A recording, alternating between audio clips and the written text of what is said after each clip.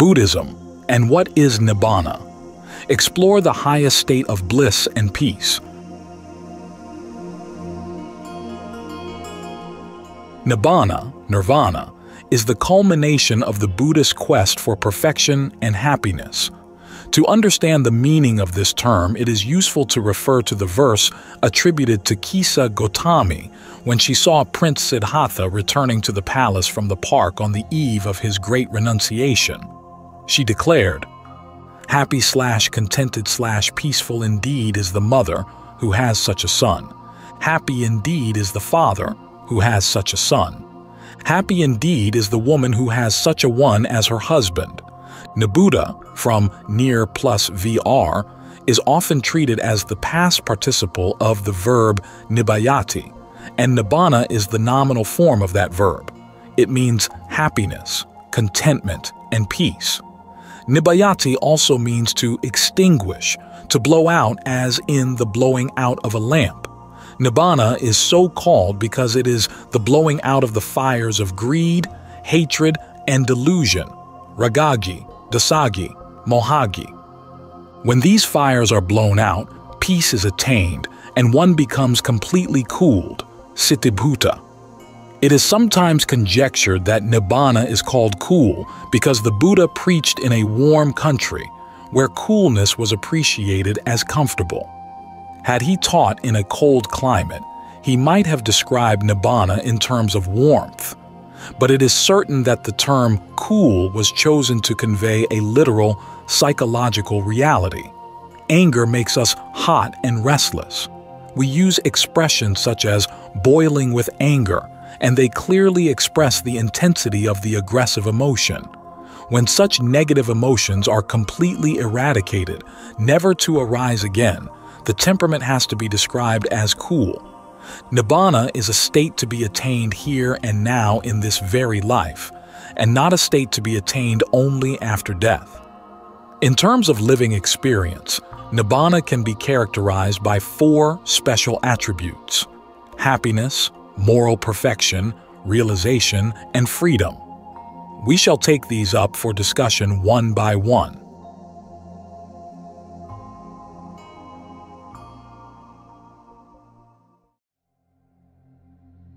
Happiness.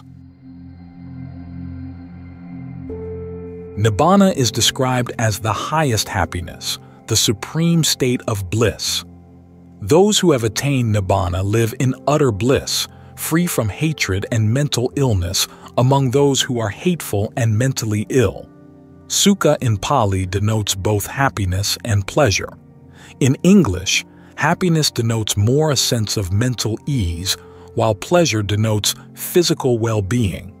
The Pali word sukha extends to both these aspects, and it is certain, as will be shown below, that mental and physical bliss is experienced by one who has attained Nibbana. The experience of non-sensuous physical bliss for limited periods is possible even before the attainment of Nibbana through the practice of jhana or meditative absorption. The Samanaphala Sutta describes these physical experiences with the help of eloquent similes. When bath powder is kneaded with water into a neat wet ball, the moisture touches every part of the ball but does not ooze out. Similarly, the body of the adept in the first jhana is drenched and suffused with joy and pleasure, born of detachment from sense pleasures, vivekajam pitisukham. The experience in the second jhana is elucidated with a different simile. A deep pool filled to the brim with clear, cool water is fed by underground springs, yet the waters do not overflow, and no part of the pool remains untouched by the cool waters. Similarly, joy and pleasure born of concentration, samadhijam pitisukham, pervade the body of the meditator in the second jhana. The simile for the third jhana is a lotus born in water, grown in water, fully submerged in water, and drawing nourishment from water, with no part of the lotus remaining untouched by the cool water. Thus, happiness-pleasure suffuses, drenches, and permeates the entire body of the adept in the third jhana. These are the experiences of non-sensuous pleasure before the attainment of Nibbana. On the attainment of Nibbana, more refined non-sensuous pleasure is permanently established. The Kanki Sutta specifically states that when a monk realizes the ultimate truth, he experiences that truth with the body. Regarding the experience of the Arahant, the Sutanapada states that by the destruction of all feelings, sensations, a monk lives desireless and at peace. Once, Sariputta was asked what happiness there can be when there is no feeling sensation.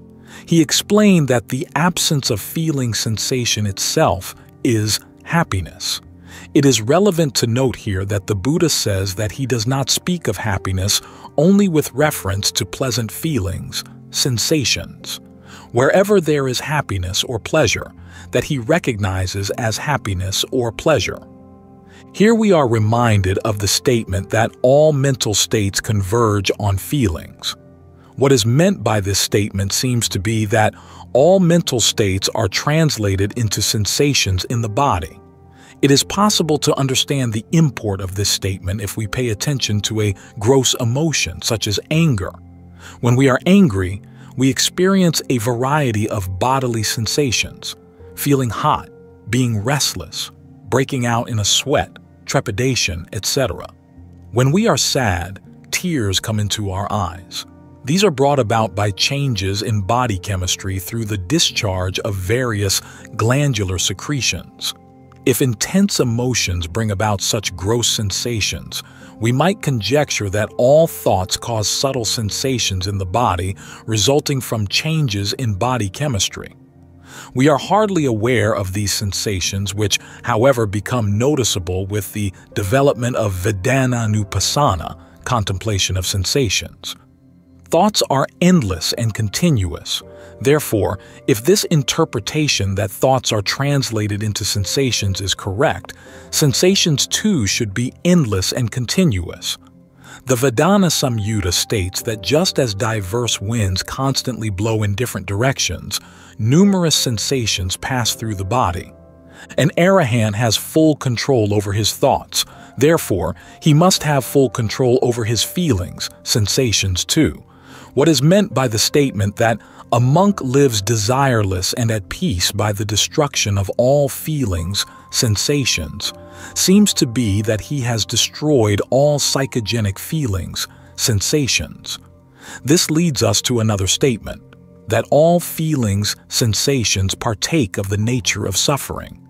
To understand the significance of this statement, we must pay attention to our postures. If we have to remain seated for some time, say for an hour, we are not even aware of how many times we shift and adjust our limbs to more comfortable positions. This happens almost mechanically, as all the time we unconsciously seek to avoid discomfort. This is because monotony of sensations, even pleasant sensations, brings about discomfort, and a change brings about a temporary sensation of comfort. If there were no sensations produced from within, perhaps we would not need to change positions so often, and we would have a running sense of ease even if we continue to remain in the same position for a long time. Here it might be asked whether an arahant has lost the ability to feel pain, which is also an essential part of the touch sensation. It has to be pointed out that this is not so, for in that case, an arahant would not even know if a part of his body is seriously injured or burnt. There is plenty of evidence to show that an arahant does feel sensations caused by physical changes. For instance, the Buddha felt acute pain when he was wounded by a stone splinter and when he suffered from indigestion. But he was able to withstand the painful sensations with mindfulness and clear comprehension without being fatigued by them. Again, an experience of Sariputta throws light on the subject. His experience refers to events which modern psychology designates as non-ordinary reality of altered states of consciousness. Ayaka, a malevolent spirit, once gave Sariputta a blow on the head. The blow, it is said, was so powerful that it was capable of splitting a mountain peak or making a 7.5-cubit high elephant go down on its knees. Moggallana, who saw the incident with his divine eye, inquired from Sariputta how he was feeling. He replied that he was all right, but there was slight pain in the head. This shows us that a blow which could have deprived an ordinary person of life had only minimal impact on an Arahant. Perhaps because the psychological factors which predispose a person to the experience of sensations are perfectly well under control in an Arahant, he experiences only those sensations that are felt purely physically by an animate organism. It seems as if the body is under some sort of mentally regulated anesthesia which allows a narrow margin of sensation to protect the body from external danger. There are two kinds of pain, physical and mental, and Arahants are said to experience only physical pain, without the anxious mental agony when experiencing physical pain. It is also possible to look at this issue from another angle. Though the texts state that Vedana is destroyed in the Arahant, they never say that the sense faculties are destroyed. When describing the superconscious state of Sanavedayitanirodha, the sense faculties are said to be refined, Vipassanani Indriyani. So in the case of the Arahant too, the sense faculties must certainly be refined and not rendered deficient in any way. In that case, it is possible to surmise that, though Vedana is extinct, body sensitivity continues to be active and is thoroughly refined. The Vedana Samyutta differentiates between three types of joy and pleasure. 1. Samisa Piti Samisam Sukham, joy and pleasure stimulated by sense objects, for example, worldly sense pleasures. 2. Niramisa Piti Niramisam Sukham, joy and pleasure free from stimulation by sense objects, for example, jhanic experiences. 3. Niramisatara Piti Niramisataram Sukham, more refined joy and pleasure free from stimulation by sense objects, for example, Nibbana. An Arahant experiences both physical and mental bliss, so Kayasukham pi Chetasukham pi Patisamvedeti, as all tensions, Daratha, torments, Santapa, and fevers, Parilaha, have been completely eliminated for good. Bhaddiya was a monk who often exclaimed, "What happiness, Aho Sukham, Aho Sukham." This expression of joy was misunderstood by his less developed fellow monks, and they reported the matter to the Buddha, suspecting that Bhaddiya was often reminiscing about his lay comforts. On being questioned by the Buddha, Bhaddiya explained that he was a prince in his lay life and that he had armed guards stationed at all strategic points within and without his palace. Yet still, he suffered from insomnia and insecurity, fearing that rivals might usurp his position and even deprive him of his life. But now, though living all alone in the open air, he is completely free from fear and anxiety. Therefore, to express his happiness, he frequently exclaimed, "What happiness! What happiness!" So great was the experience of joy on the attainment of release from all mental intoxicants, asavakaya, that sometimes Arahants have stayed in that same position continuously without moving for 7 days, enjoying the bliss of emancipation. It is said that the whole body was permeated with this joy and bliss. Thus, there are various passages in the Pali Canon that record the experience of bliss in the attainment of Nibbana, but it appears that this bliss is not confined to or dependent on the 5 aggregates which constitute the individual. For the Dvayatanupasana Sutta maintains that suffering, dukkha, ceases to arise with the cessation of the 5 aggregates. Further, it is said in the Alagadupama Sutta that the perfected being, Tathagata, cannot be identified with any of the 5 personality factors even while he is still alive.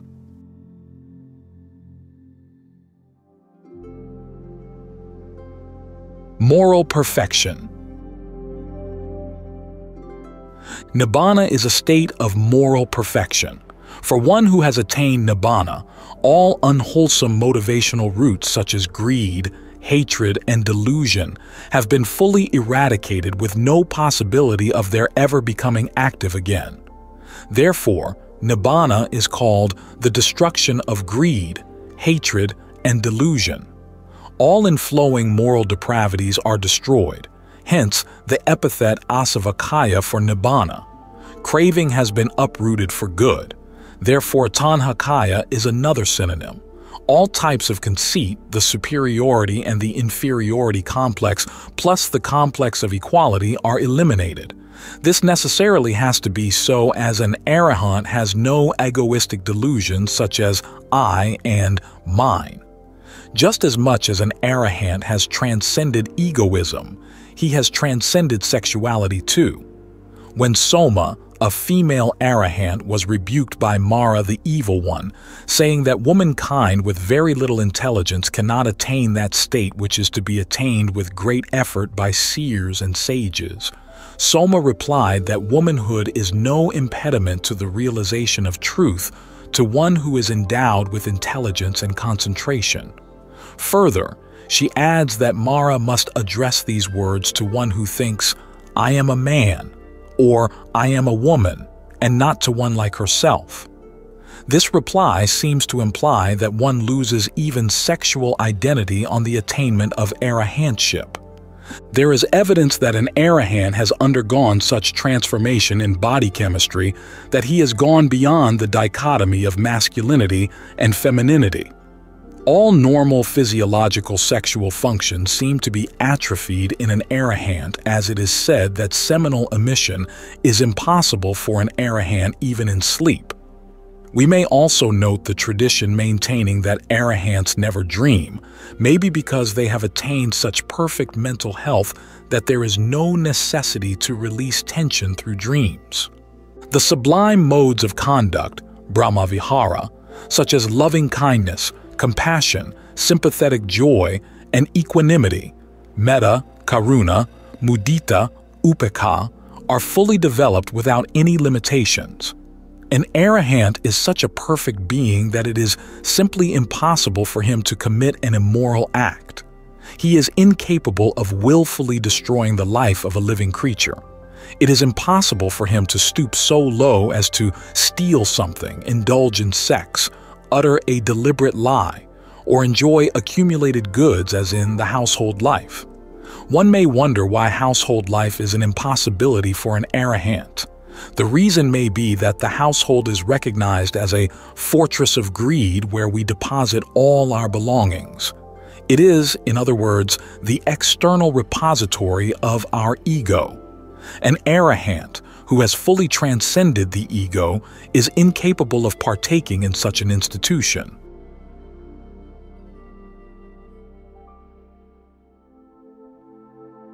Realization.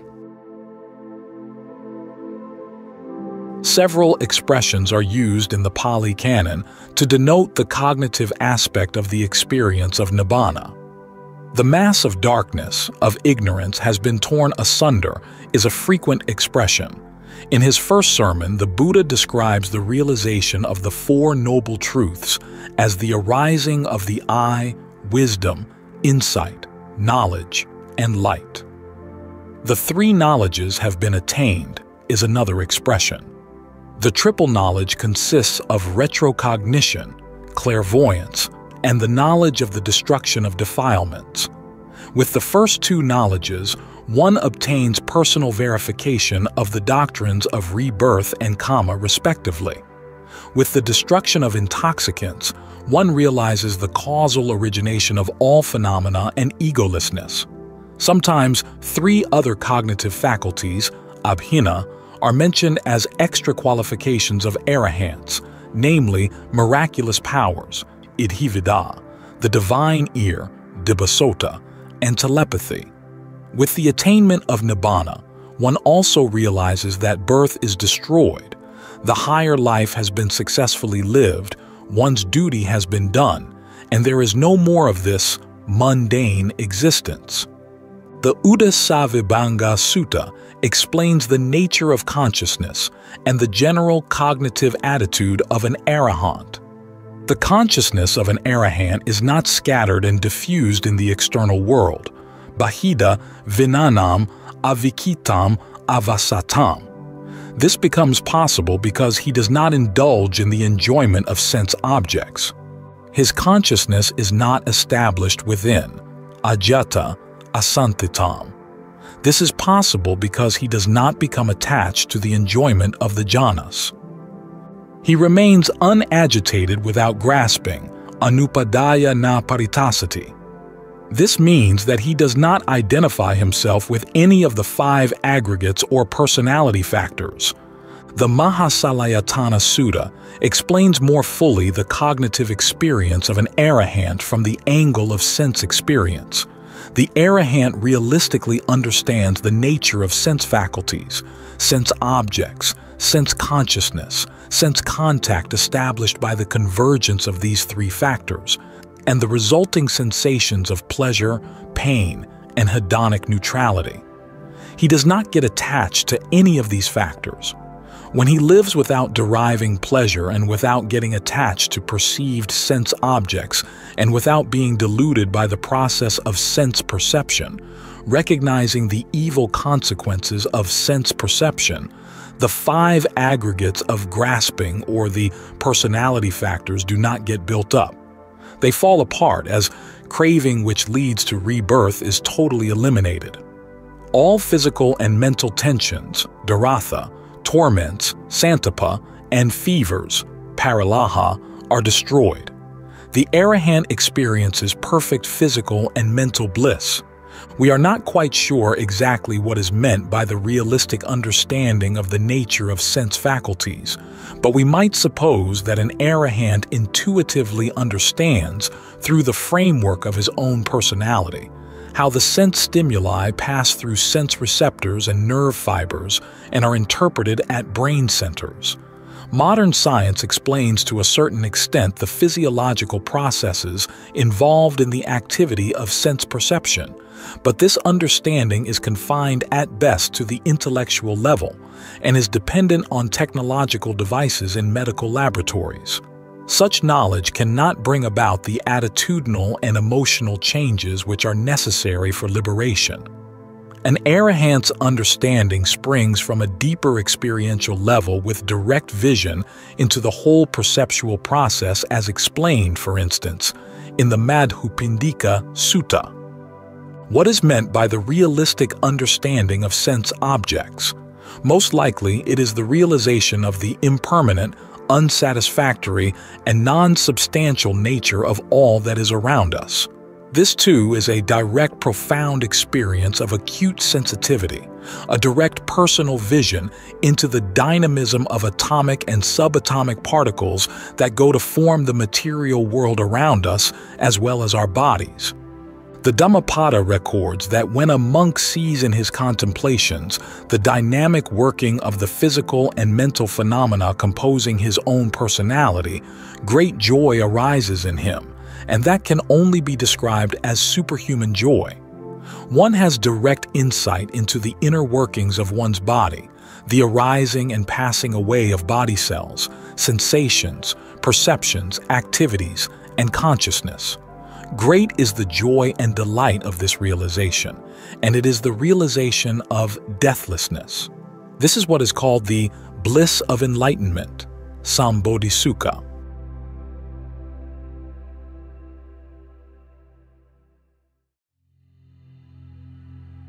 Freedom. All bonds which tie us down to suffering are torn asunder. Thus, Nibbana is called Samyojanakaya. As the Arahant has complete mastery over his thoughts, Cetovasipata, no recurring unhealthy thoughts obsess him. Negative emotions restrict an individual's psychological freedom. Therefore, greed, hatred, and ignorance are described as pamanakarana, that is, they circumscribe an individual's freedom. Greed, hatred, and ignorance are roots of unwholesome mental states which fetter the individual within samsara. There is an interesting simile that illustrates the nature of a fetter. If there is a white bull and a black bull tied together by a rope, the question is asked whether the white bull is a fetter to the black bull, or the black bull is a fetter to the white bull. In fact, neither is a fetter to the other. The fetter is the rope by which they are tied together. Similarly, the desire we have for external objects is the fetter that binds us. The arahant has cut this off and attained freedom.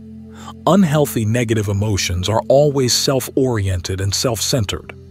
The Dhammapada says that the fool laments, "He abused me, he beat me, he defeated me, he robbed me," and generates anger.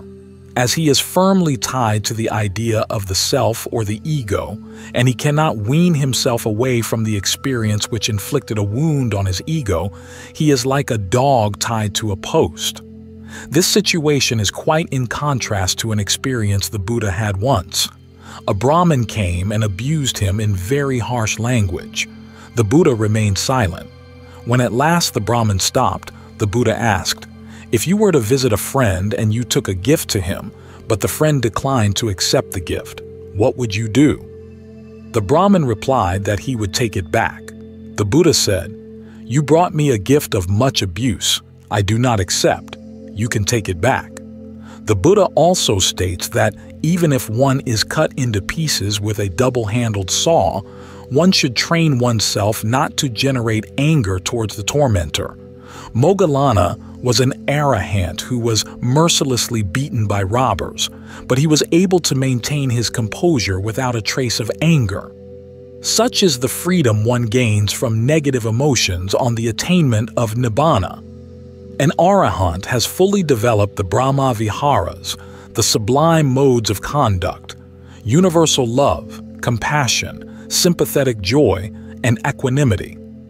These positive qualities are generated by transcending the self and are described as all-embracing and immeasurable, apamana. Thus, they do not limit the scope of psychological freedom as do the mental states rooted in greed, hatred, and ignorance, pamanakarana. The freedom won by an arahant is called sattva-vimutti and panna-vimutti, release of mind and release through wisdom. Knowledge also arises in the meditator that freedom has been gained. This is called the bliss of emancipation, vimutti sukha, the highest bliss that any human being could enjoy.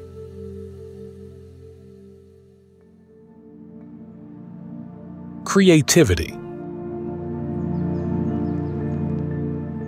Creativity is another aspect under which the achievement of an arahant can be fruitfully discussed. The virtues of the arahant can be succinctly summarized as karuna and panna, compassion and wisdom. These are the two qualities through which the creativity of the arahant finds expression. When arahants look at humanity, they are moved by great compassion as they fully realize the gravity of the precarious condition of worldlings. Therefore, they willingly plunge into a life of selfless activity, preaching to the people, trying to show them the path leading out of misery to eternal peace. It is especially noteworthy that the Buddha's role as teacher was so demanding that he barely slept 2 hours a day. The body of discourses he gave during the course of his long ministry of 45 years is as profound as it is extensive. It stands preeminent in world literary history for originality of ideas, profundity of thought, and clarity of expression. These observations hold good for the discourses delivered by the arahants as well. The entire Pali Canon can be considered as testimony to the creative genius of the liberated beings. It is but natural that creativity finds spontaneous expression when a person attains liberation, as all negative emotions which hinder creativity and distort spontaneity are totally eliminated in the arahant. Some arahants are endowed with the special accomplishment of the fourfold analytical knowledge, Patisambhida Gnana, which qualifies them even more thoroughly for creative work. These are spelled out as analytical knowledge of the meaning or goal, profound truth, language or the medium of communication, and originality of expression, Atha, Dhamma, Niruti, Patibbana. These four special qualifications make arahants experts in communicating to their audience the exact meanings and goals of the profound truths they have discovered, through the medium of refined language, using their own original modes of expression such as eloquent similes, metaphors, etc. Several arahants, both male and female, are recorded as eloquent speakers and erudite exponents of the Dhamma. Special mention must be made of the Theragatha and Therigatha, which comprise poems of exquisite beauty. They are utterances of monks and nuns embodying their varied experiences. Literary critics rank them among the best lyrics in Indian literature.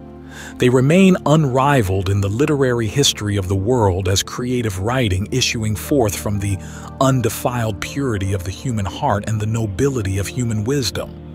They are ever-fresh fountains of inspiration to the truth seeker and lasting monuments to the creative genius of the liberated beings.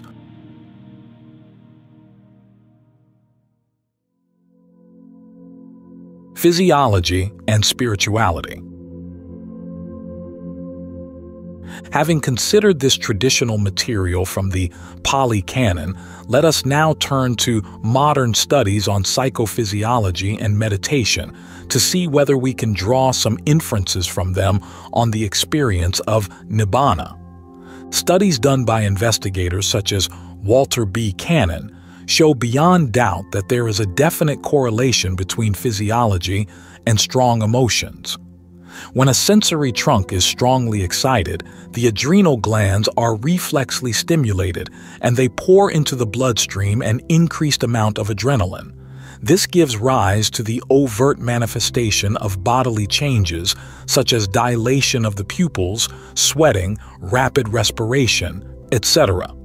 There are other physiological changes such as those in heartbeat, blood pressure, blood volume, electrodermal responses, etc., but they are not quite useful for us as they cannot be related to material found in the Pali Canon. The logical inference is that if strong negative emotions can give rise to certain physiological changes in the body, changes which may be described as unhealthy, the cultivation of positive emotions, too, should give rise to physiological changes which are quite different from those stimulated by negative emotions.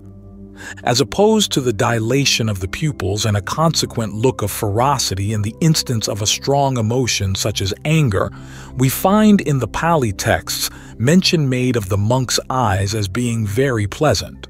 The monks, it is said, look at one another with amiable eyes and they mix with one another as milk and water blend. This feature was conspicuous enough to draw the attention of the intelligent public. For example, King Pasenadi Kosala cited the pleasing expression in the eyes of the monks as one of the special characteristics which convinced him that they possess purity of heart and spiritual maturity. The complexion or facial expression of the monks is also mentioned as an impressive feature, indicating the height of spirituality attained. The bright, clear complexion or serene facial expression attracted the attention of many observers and inspired their confidence in the Dhamma. For instance, Sariputta was impressed by the bright countenance and the serene appearance of the monk Assaji, and that was the starting point of his conversion. King Asoka's conversion to Buddhism was prompted by the outward appearance of the novice Nigrodha. The spotlessly pure, bright complexion of the Buddha was counted as one of the 32 marks of a great man, and these marks are considered the outward manifestations of profound spiritual maturity. As sweating is one of the physiological manifestations of emotional excitement, there is an interesting incident from the life of the Buddha relevant to our present study. Once, Sakaka, a redoubtable debater, came for a debate with the Buddha. He boasted that he would harass the Buddha in debate as a strong man would shake a goat to and fro while holding it by its long beard. Arrogantly, he bragged that he could see no man who would not break out in a sweat when challenged by him in debate. But when the debate with the Buddha was actually held before a large audience, it was Saccaka who sweated profusely in defeat. The Buddha bared his chest and showed that he did not sweat at all. This episode may be taken as evidence that an arahant does not perspire due to emotional excitement. Rapid respiration is another physiological accompaniment of negative emotions. Changes in breathing rhythm or amplitude are considered excellent indicators of deception. It is a commonplace experience that respiration remains calm and placid when we are quiet and resting. It becomes even calmer in meditation.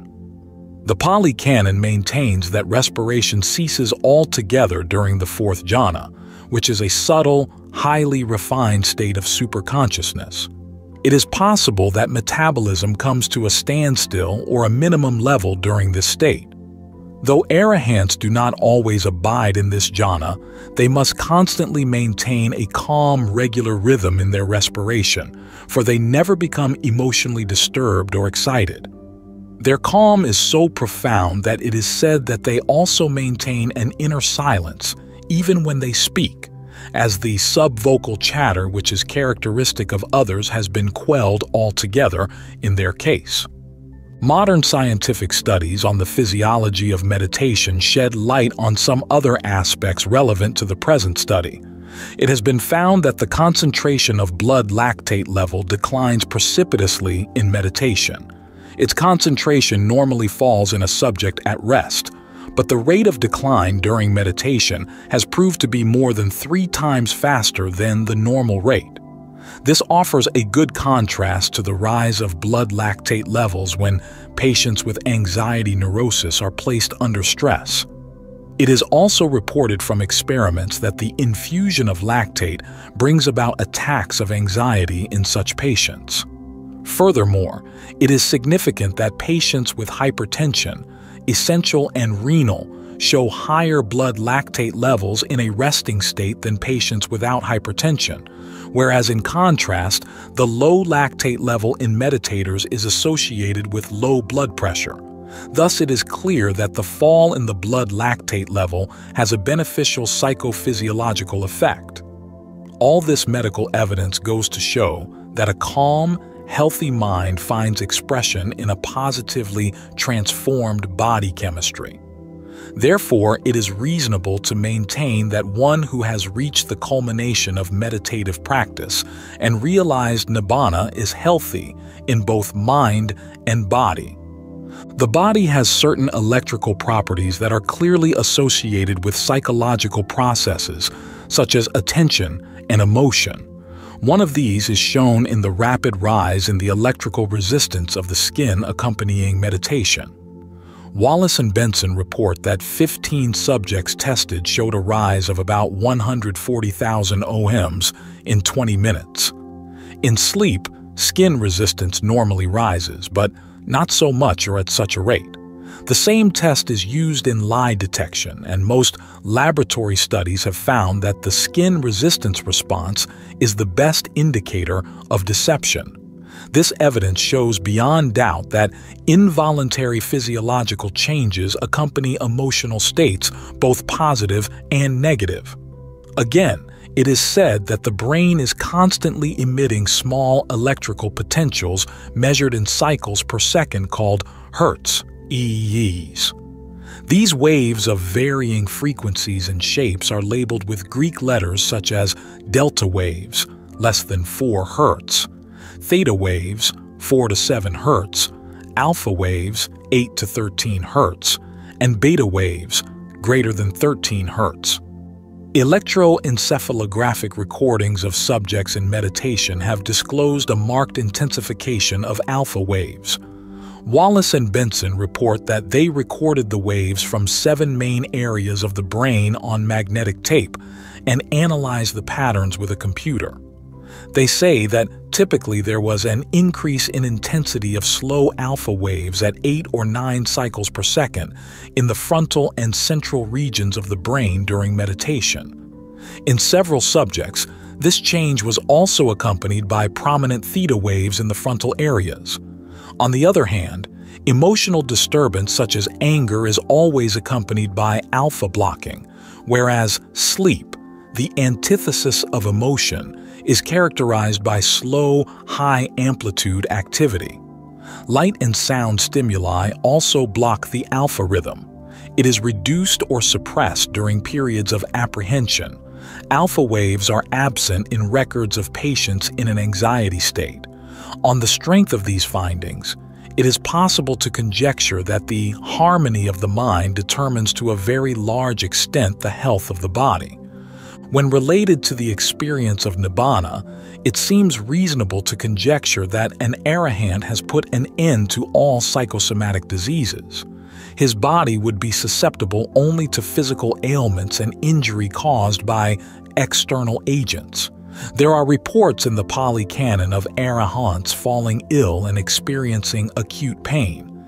It is also noteworthy that they are said to have recovered by meditating on the Dhamma. On the strength of the evidence furnished so far, one is inclined to regard their illnesses as being caused by physiological factors. There is also an incident of a monk who is not an arahant dying of snakebite. The Buddha says that if the monk had practiced metta fully, he would not have met with such an unfortunate death. It may be that the snake would not have bitten him in the first place had metta been fully cultivated. On the other hand, there is another commentarial episode where a non-arahant monk was bitten by a poisonous snake while he was listening to the Dhamma. The poison started spreading in the body, and the pain became acute. The monk then reflected on the immaculate purity of his virtues from the time he received higher ordination. It is said that, as a result of this reflection, great joy arose in his mind, suffusing his entire body. The joy acted as an anti-venom, and he was cured. Meditation is described in psychophysiological terminology as a wakeful hypometabolic state characterized by reductions in oxygen consumption, carbon dioxide elimination, and the rate and volume of respiration, a slight increase in the acidity of arterial blood, a marked decrease in the blood lactate level, a slowing of the heartbeat, a considerable increase in skin resistance, and an electroencephalogram pattern of intensification of slow alpha waves with occasional theta wave activity. It may be surmised that the metabolism during normal waking hours is probably maintained at the lowest possible healthy level in the case of the arahant, as his body is not subject to undue wear and tear brought about by emotional excitement. The positive, refined, sublime emotions or the divine modes of conduct, Brahmavihara, such as metta, karuna, mudita, and upekkha, not to speak of the higher cognitive states, must necessarily find expression in body chemistry to produce a healthy constitution and a calm, unruffled, serene personality filled with peace, contentment, and the joy of enlightenment, Sambodhisukha. We are reminded here of a statement the Buddha once made. He said that even if there is a portion as small as a pinch of dust that defies change in the psychophysical personality of the human being, leading the higher life, Brahmacharya, would be useless. What is meant is that there is no such permanent part, and the higher life can successfully bring about a total transformation of the individual in both mind and body. Modern scientific studies on the physiology of meditation prove that basic biochemical and bioelectrical changes do take place in the body as a result of mental culture. It is therefore possible to surmise that mental culture culminates in a total psychophysical transformation. Studies done on the biofeedback technique suggest that a radical transformation of the nervous system must take place with the development of higher mental potentialities.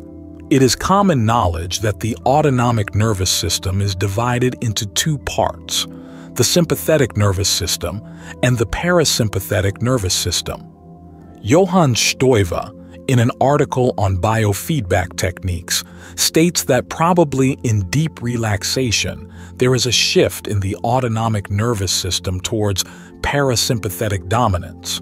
Parasympathetic functioning is associated with subtler emotions, wonder, religious and aesthetic experiences, contemplation, emotions characterized by a broader range of awareness. On the other hand, sympathetic predominance is linked to emotions in which the range of awareness is restricted, anger and fear, for example. On the strength of this evidence, it may be conjectured that parasympathetic functioning develops to greater efficiency with spiritual advancement. Very little is known about the functions of the pineal gland, which René Descartes regarded as the chosen residence of the human soul.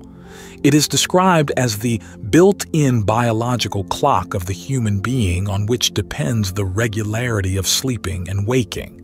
This gland synthesizes a hormone called melatonin, which affects behavior, sleep, brain activity, and sexual activity such as puberty, ovulation, and sexual maturation.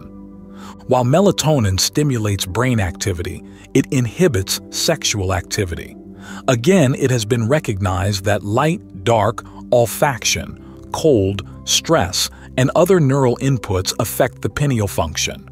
Exposure to light reduces the synthesis of melatonin and depresses pineal weight. On the other hand, light accelerates sexual maturation and activity. In the context of Buddhist thought, the function of the pineal gland seems to be the biological basis of sense control. Buddhism maintains that unrestrained sense stimulation disturbs mental activity. If the sense doors are well guarded, that is, if visual, auditory, olfactory, gustatory, and tactile inputs are controlled, a corresponding degree of happiness, avyaseka sukha, and concentrated mental activity become possible. Citta ekagata, the ability to fix the mind on one point, is greatly determined by the control of the sense faculties. In terms of physiology, it seems that such sense control helps the synthesis of melatonin in the pineal gland, which stimulates brain activity and retards sexual activity. Thus, in terms of pineal function, brain activity and sexual activity seem to be antithetical.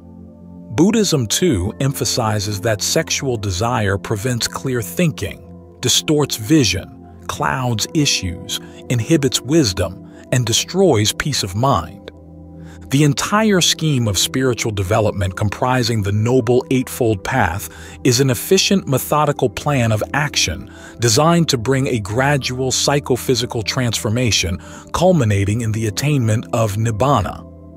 The cultivation of moral habits, sila, is the frame for wholesome behavior by means of which healthy body chemistry gets gradually established. Neural circuits related to harmonious physical and vocal activity are strengthened, and those related to violence become proportionately weak. The second phase in the development of the Noble Eightfold Path comprises meditation. A steady, rapid psychophysical development takes place during this phase. It is our conjecture that the adrenaline secretion which accompanied negative emotions of rage and fear is reduced to a healthy, workable level. Perhaps adrenaline is secreted in small quantities into the bloodstream to maintain an unflagging enthusiasm to continue in the difficult practice of meditation with undaunted courage and perseverance. Or it may be, as the endocrine glands stimulate or inhibit one another, a balanced combination of these glandular secretions affects the cognitive and emotional behavior of the meditator. When sublime modes of conduct such as metta, karuna, mudita, and upekkha are practiced over and over again, they must become ingrained in the nervous system, perhaps increasing parasympathetic dominance. With the practice of vipassana or insight meditation, the pineal gland seems to develop its full bodily potential for unlocking all possible spiritual knowledge in the meditator's mind. And when the process is complete, Nibbana is attained. This interpretation finds further support in the Buddhist conception of the reciprocal relationship between Vijnana and Namarupa. This relationship is illustrated in the canon with the simile of two bundles of reeds placed together supporting each other. A change of position in one is bound to make a corresponding change in the other. Thus, psychological development affects physiological function, apparently through the activity of the nervous system and the endocrine glands. Healthy physiological changes reinforce healthy psychological activity. Thus, the process of mutual psychophysical interaction works for the happiness or misery of the individual depending on the moral quality of the actions performed through body, speech, and mind. As the mind is involved in all activity, it is the mind that is responsible for the quality of body chemistry and neural function. When the mind ultimately attains a state of absolute purity beyond corruptibility, body chemistry and neural function undergo a radical transformation that will not be reversed again. It can be conjectured that when the pineal gland and its auxiliaries develop to the fullest possible capacity, the hitherto inactive brain regions unlock their secrets and reveal them when attention is directed accordingly. Thus, memory becomes so efficient as to revive prenatal knowledge running into numerous previous existences. Similarly, the divine eye or clairvoyance is clarified, disclosing the kamic antecedents of human experience. When one gains direct vision and knowledge of the bodily and mental processes involved in the human personality, one attains supreme enlightenment.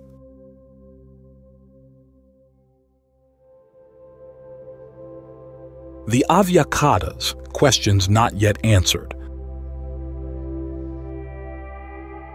The state of Nibbana after the death of the Arahant is nowhere discussed in the Pali Canon. The four alternatives put forward regarding this state, namely, does the Perfect One exist after death? Does he not? Does he both exist and not exist? Does he neither exist nor not exist after death? Are all left aside unanswered.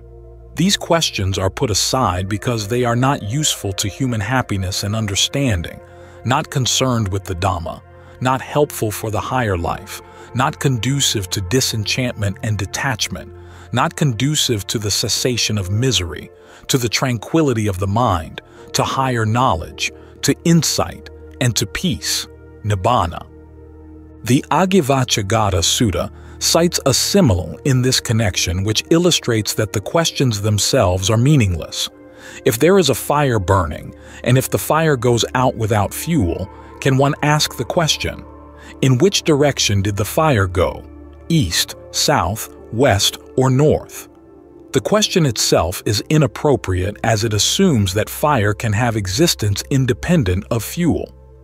The nun Khema points out that the state of the Tathagata after death is immeasurable. Just as it is impossible to calculate the drops of water in the ocean and the grains of sand on the earth, so is it impossible to conceptualize the state of Nibbana after the demise of the Arahant. The Anuradha Sutta states that the five aggregates of grasping, or the personality factors, are impermanent, unsatisfactory, and non-self. Therefore, the noble disciple is detached from them. He wins freedom and after death becomes completely untraceable.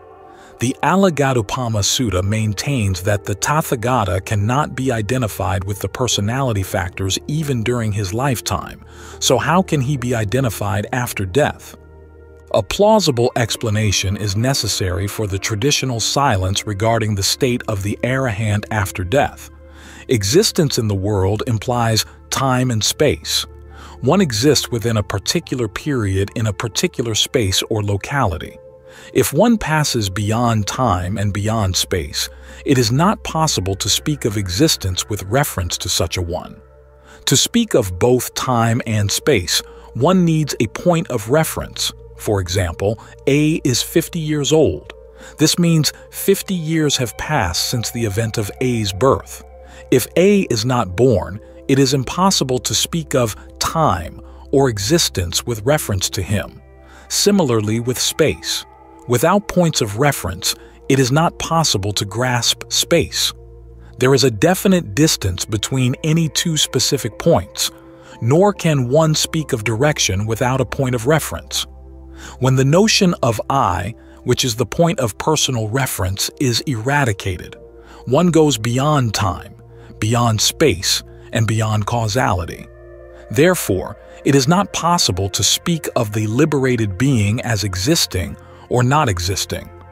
Here we are reminded of a statement made by Fritjof Capra in his Tao of Physics, relevant to our present context. He states, physicists can experience the four-dimensional space-time world through the abstract mathematical formalism of their theories, but their visual imagination, like everybody else's, is limited to the three-dimensional world of the senses. Our language and thought patterns have evolved in this three-dimensional world, and therefore, we find it extremely hard to deal with the four-dimensional reality of relativistic physics. Thus, when the four-dimensional reality too eludes the perceptual experience of the average person, how can Nibbana, which transcends all these four dimensions, come within mere verbal experience? Therefore, it is impossible to speak of the Arahant state in terms of existence or non-existence. At this point, an observation can be made from another point of view. Buddhism describes the characteristics of all things in three statements: Sabbe sankhara anicca, Sabbe sankhara dukkha, Sabbe dhamma anatta, meaning all conditioned things are impermanent, all conditioned things are unsatisfactory, all phenomena are non-self. Here the change of terminology in the last statement seems important. The Samyutta commentary explains the last statement as Sabbe Dhamma Anatta Ti Sabbe Katubumaka Dhamma. The Visuddhimagga explains the four bhumis or planes as Kamavakara, Rupavakara, Arupavakara, and Lokuttara, meaning the sensual sphere, the fine material sphere, the immaterial sphere, and the supramundane. Therefore, Dhamma in our statement can be interpreted as including the supramundane state of Nibbana as well. Commenting on this statement, Venerada Thera observes, Dhamma can be applied to both conditioned and unconditioned things and states. It embraces both conditioned and unconditioned things, including Nibbana. In order to show that even Nibbana is free from a permanent soul, the Buddha used the term Dhamma in the third verse. Nibbana is a positive supramundane state and is without a soul. It is significant that Dhamma was not used in the first two statements. The purpose seems to be to exclude Nibbana, which is permanent and blissful. Therefore, we can surmise a condition that is permanent and blissful, but it is not a self. That state is Nibbana. It has to be a dimension completely different from all that is worldly. The permanence that is conjectured here has no reference to time and space, and the bliss that is spoken of has no reference to feelings, Vedana. Further, there is a great difference between the death of an ordinary worldling and that of an arahant. To indicate this, different terminology is used. Marana miyati is used for the death of a worldling, while parinibbana, parinibbayati, is used in the case of an arahant. In fact, the Dhammapada specifically states that the vigilant ones, meaning arahants, never die, in the ordinary sense of the word. Let us first see what happens when a worldling dies. It is an accepted fact that everybody fears death. We also fear the unknown. Therefore, death is doubly fearful because we know least about it. It seems reasonable to assume that at the root of all fear, there lurks the fear of death. In other words, we fear everything which directly or indirectly threatens our life. So long as our bodies are strong enough, we can either fight or run away from the source of fear with the intention of preserving life. But when ultimately we are on the deathbed face to face with death and our body is no longer strong enough to flee from death, it is highly unlikely that we will mentally accept death with resignation. We will struggle hard, long for and crave life, tanha, and reach out and grasp, upadana, a viable base somewhere as the dying body can no longer sustain life. Once such a viable base, for instance, a fertilized ovum in a mother's womb has been grasped, the process of becoming or growth, bhava, starts there, which in due course gives rise to birth, hati. This is what is referred to in the 12-linked Paticcasamuppada as craving conditions grasping, grasping conditions becoming, becoming conditions birth. Thus, a worldling dies and is reborn. Now let us consider the last moments of an arahant. As an arahant has no fear whatsoever from any source, akutobhaya, he would not be agitated, naparitasati, as he has no craving for life. He will watch the process of death with perfect equanimity and crystal-clear mindfulness. Further, the Mahaparinibbana Sutta, which explains the final moments of the Buddha, states that the Buddha passed away immediately after rising from the fourth jhana. The fourth jhana is characterized by purity of equanimity and mindfulness. It is not known whether all arahants attain parinibbana after the fourth jhana, but certainly they cannot have a diluted death. As they do not grasp another birth, the state they attain after final passing away has to be described as unborn, ajata. Similarly, it is uncaused, asankata. As it is no ordinary death, it is called the deathless state. It is beyond elemental existence, beyond Brahma Lokas, neither in this world nor the next, beyond the radiance of the sun and moon. It is beyond what we know of in the three worlds of Kama, Rupa, and Arupa. Therefore, as it is beyond the ken of ordinary human understanding, any attempt to define the state is bound to end in failure. The course of liberated ones cannot be traced like that of birds in the air.